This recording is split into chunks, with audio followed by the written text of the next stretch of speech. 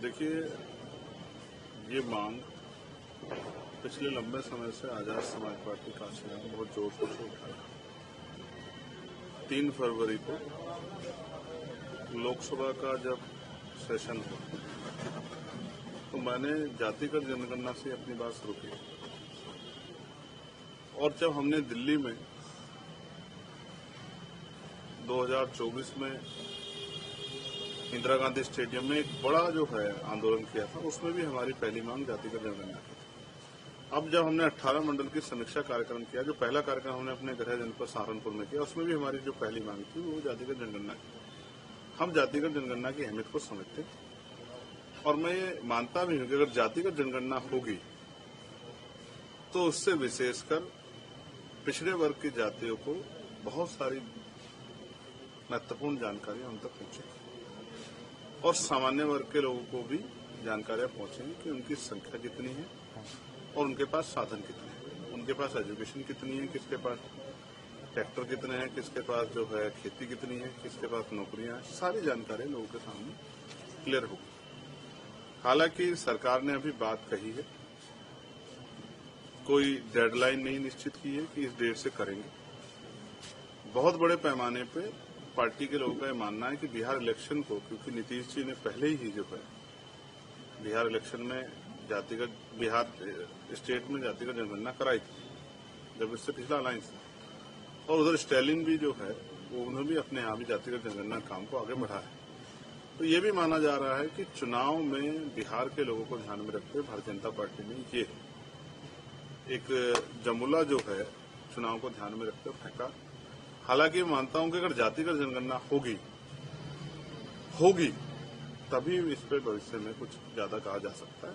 अभी तो ये भी तय नहीं हुआ कि उसमें जो है क्या क्या उसके किन किन विषयों को उसमें रखा जाएगा, उसमें आर्थिक आंकड़े जुटाएंगे, उसमें जो है ये इसको कब शुरू करेंगे और कब खत्म करेंगे, ये सब चीजें नहीं जुटाई गई। ये महत्वपूर्ण है और जब कुछ चीजें जो हैं सामने आ जाएंगी, उसके क्राइटेरिया सामने आ जाएंगे, उसके जो है सब्जेक्ट सामने आ जाएंगे, लिस्ट सामने आ जाएगी, तभी उस पर ज्यादा कुछ जो है कहा जा सकता है। लेकिन मैं फिर ये दोहराऊंगा कि आजाद समाज पार्टी की मांग थी और अभी सरकार ने सिर्फ जो है अपने यहाँ कैबिनेट में इस पर जो है प्रस्ताव पे मोहर लगाई।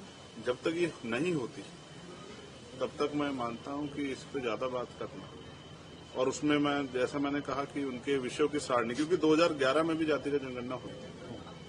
मैं 2 चीजें स्पष्ट कर देता हूं कि 1931 के बाद जितने भी कास्ट सेंसस हुए, क्योंकि ये हमारी सरकारों ने नहीं, ये ब्रिटिश गवर्नमेंट ने यहाँ शुरू किया था और उनके करने के पीछे कारण भी थे। इसका भी मैं एक उदाहरण आपको दूंगा कि जब ये 1935 में जो है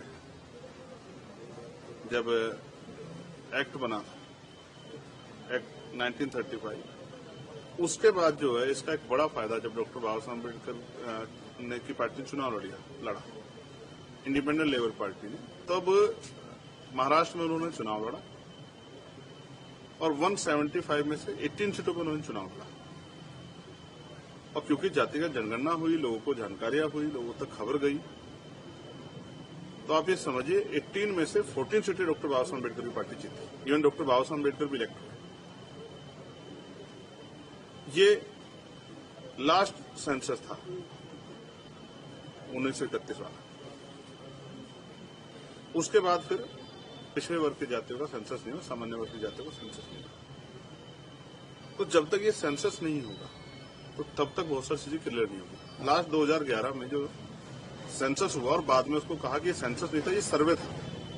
कांग्रेस ने जो खेल किया इसमें उन्होंने कहा कि हमने सोशियो और इकोनॉमिक जो है सर्वे कराया और सिर्फ SC/ST तक उसको सीमित रख दिया। तो एक खेल जो है SC/ST के आंकड़े आते हैं तो लोगों को लगता है कि भाई इनके पास ये है, लेकिन जब बाकी लोगों के आंकड़े नहीं आएंगे तो उनको इस पता नहीं लगेगा कि उनकी संख्या क्या, पाल की संख्या कितनी है, प्रजापति कितनी है, कश्यप, सैनी, मौर्य, शाक्य, कुशवाहा, राजभर, केवट, मल्ला की संख्या कितनी, जाट कितने हैं, यादव कितने हैं, गुजर कितने हैं, कुर्मी कितने हैं, पटेल कितने, जब तक ये जानकारी नहीं आएगी, सैन कितने हैं, विश्वकर्मा कितने हैं। देखो एक बड़ा खेल इस बात को समझो, 2011 में जो खेल कांग्रेस उनके गठबंधन ने किया कि उन्होंने कहा और बाद में आंकड़े जारी नहीं किए, क्या पता कोई ऐसा खेल तो नहीं, क्योंकि ये सरकार अपनी बात से बहुत जल्दी पलट जाती है। आज मोड़ लगाइए, अब तक बिहार के इलेक्शन के बाद कह दी कि भाई हम तो नहीं कर रहे। इसलिए भी, लेकिन महत्वपूर्ण ये है कि कोई खेल ना हो। जाति जनगणना सिर्फ एक जुमला ही बनकर न रह जाए, क्योंकि बिहार में इलेक्शन है और इलेक्शन जीतने के लिए भारतीय जनता पार्टी किसी भी हद तक जा सकती है। वह आज नहीं, पहले भी कई बार ऐसे काम कर चुकी है जिनको ना तो किसी को फायदा हुआ है और नुकसान ही हुआ है। अब इस समय वह पार्टी और उस पार्टी के समर्थित दलों ने ऐसा क्या सोचा होगा कि जातीय जनगणना कराने का फैसला लिया जाए।